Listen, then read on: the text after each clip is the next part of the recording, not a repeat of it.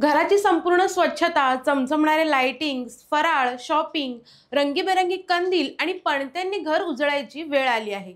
अर्थात सणांचा राजा दिवाळी अवघ्या काहीच दिवसांवर येऊन ठेपला आहे। दिवाळी हा मुळात 5 दिवसांचा सण आहे।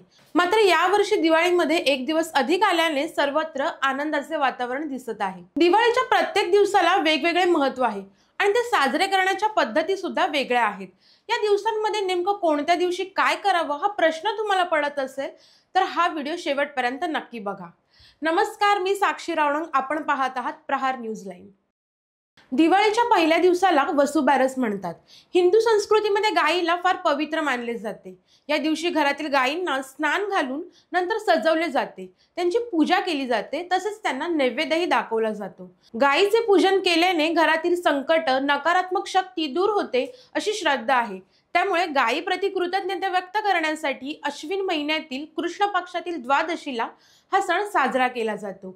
इंग्रजी कॅलेंडरनुसार यावर्षी 17 ऑक्टोबरला वसुबारस आहे। दिवाळीतील दुसरा दिवस म्हणजे धनत्रयोदशी।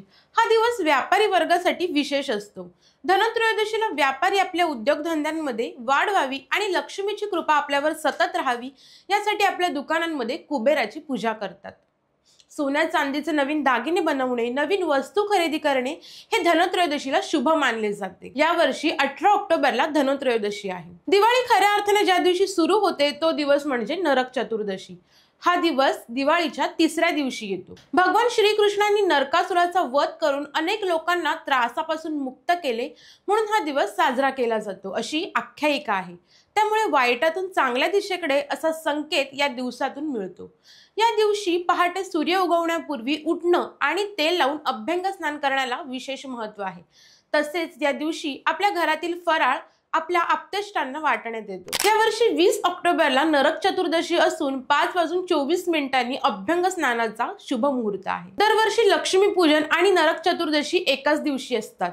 मात्र या वर्षी लक्ष्मी पूजन आणि नरक चतुर्दशी 2 वेगवेगळ्या दिवशी आल्या आहेत। लक्ष्मी पूजनला फुलांची आरास करून त्यामध्ये लक्ष्मीची पूजा केली जाते।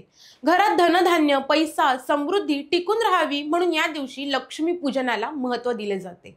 यावर्षी 21 ऑक्टोबरला हा दिवस साजरा करण्यात येणार आहे। यानंतर दिवाळीच्या 5व्या दिवशी दिवाळी पाडवा साजरा करण्यात येणार आहे। या दिवसाला बलिप्रतिपदा सुद्धा म्हणतात। या दिवशी पत्नी आपल्या पतीचे औक्षण करते आणि त्याच्या दीर्घायुष्यासाठी प्रार्थना करते। दिवाळीतील हा दिवस पती पत्नीसाठी खास असतो। या वर्षी हा दिवस 22 ऑक्टोबर रोजी साजरा करण्यात येणार आहे। दिवाळीतील शेवटचा दिवस म्हणजे भाऊबीज। बहीण आणि भावाच्या पवित्र नात्याचे प्रतीक आणि त्यांच्यातील स्नेह वाढवण्यासाठी हा दिवस साजरा केला जातो। या दिवशी बहीण भावाचे औक्षण करते आणि ते दोघं एकमेकांना भेट देतात। या वर्षी हा दिवस 23 ऑक्टोबर रोजी साजरा करण्यात येणार आहे। तुम्हाला ही माहिती कशी वाटली कमेंट्स मध्ये नक्की कळवा आणि अशाच नवनवीन व्हिडिओंसाठी आमच्या चॅनलला लाईक, शेअर आणि सबस्क्राइब करायला विसरू नका। तुम्हाला दिवाळीच्या हार्दिक शुभेच्छा आणि धन्यवाद।